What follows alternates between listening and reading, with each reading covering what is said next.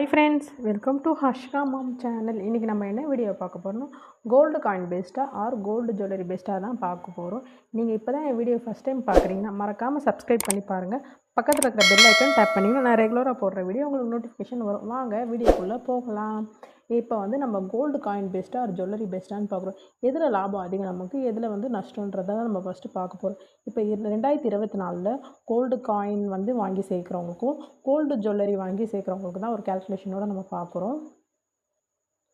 இப்போ இன்றைக்கி gold rate பார்த்திங்கன்னா 5810 ரூபா. இப்போ ஒரு சவரன் வாங்குகிறோம் வந்து கோல்டு காயின், ஒரு சவரன் வந்து செயின் வாங்குறவங்க தான் இந்த கேல்குலேஷன். இப்போ காயின் வாங்குறதா இருந்தால் 2% வேஸ்டேஜ் தருவேன். இதே நீங்கள் செயின் வாங்குறதா இருந்தால் 8% வேஸ்டேஜ், மினிமம் வேஸ்டேஜ் ஆச்சு நீங்கள் அதில் கொடுத்து வாங்குற மாதிரி வரும். ஜிஎஸ்டி 3%, இதுலேயும் 3% தான்.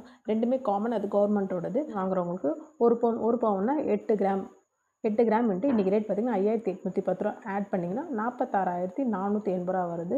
2% வந்து விஏன்னு சொல்லியிருக்கேன். நிறைய இடத்துல வந்து வேஸ்டேஜ் அதிகமாக 1%லேருந்து தராங்க, 5% வரைக்கும் தராங்க. உங்களுக்கு மினிமம் வேஸ்டேஜ் எந்த கடையில் கொடுக்குறாங்களோ அந்த கடையில் போய் நீங்கள் பர்ச்சேஸ் பண்ணுங்கள். காயின் வாங்கும் போது 2% வந்து நான் சொல்கிற கடையில் இருந்துச்சுன்னா இந்த ரேட் வரும் 929.6. இப்போ ஜிஎஸ்டி 3% 1422. அப்போ டோட்டலாக பார்த்தீங்கன்னா 48,831 ரூபா. கோல்டு காயின் வாங்குறதா இருந்தீங்கன்னா ஒரு பவுனுக்கு இந்த அமௌண்ட் தான் வருது. இதே வந்து ஜுவல்லரியாக வாங்கினா என்ன அமௌண்ட் வருது பார்க்கலாம். இதே நீங்கள் ஒரு பவுன் செயின் வாங்குறீங்க, அதே 8 கிராம் தான் ஒரு பவுன்னாலும் ரேட் பார்த்திங்கன்னா 46,480 ரூபா. 8% வந்து வேஸ்டேஜ் போட்டால் 3,718 ரூபா வருது. எந்த கடையில் வேஸ்டேஜ் கம்மியோ அதையும் செக் பண்ணி வாங்குங்க. 916 செக் பண்ணி வாங்குங்க. இப்போ 2% வாங்குறது இருந்தால் 929, இவங்ககிட்ட பார்த்தீங்கன்னா 3,780. ஜிஎஸ்டி காமன் எல்லாத்துக்குமே. இந்த அமௌண்ட் ரெண்டுத்தையும் ஆட் பண்ணி கொடுக்குறது தான் ஜிஎஸ்டி. அது பார்த்திங்கன்னா 1,506 ரூபா வருது. அப்போ டோட்டலாக பார்த்தீங்கன்னா 51,704 ரூபா வருது.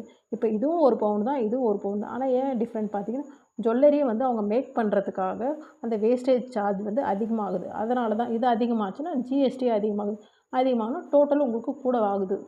அதனால் வந்து உங்கள் வந்து இன்வெஸ்ட்மெண்ட் பர்பஸ்க்குனா காயின் போங்க.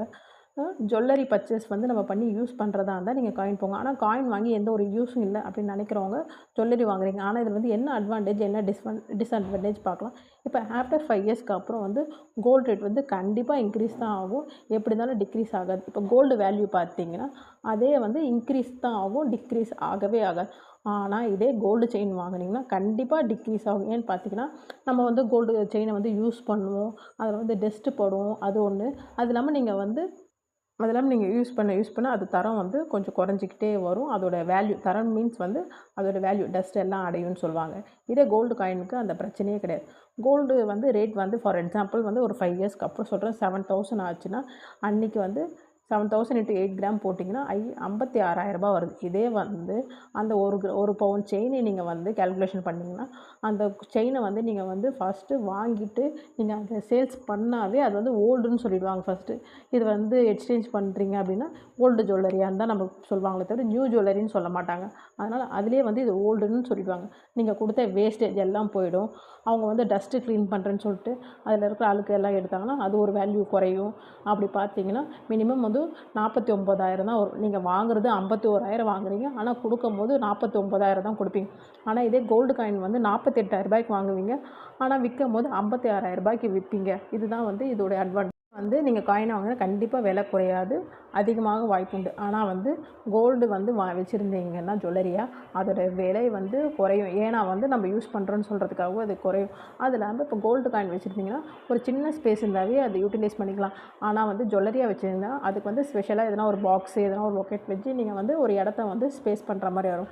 கோல்டு காயினுக்கு எந்த ஒரு சார்ஜஸுமே கிடையாது. ஆனால் பட் வந்து இதில் மேக்கிங் சார்ஜஸ், ஜுவல்லரி எடுத்திங்கன்னா making charges, stone charges, wastage ஐயா இருக்கும். அதெல்லாம் நீங்கள் கொடுத்து வாங்குவீங்க.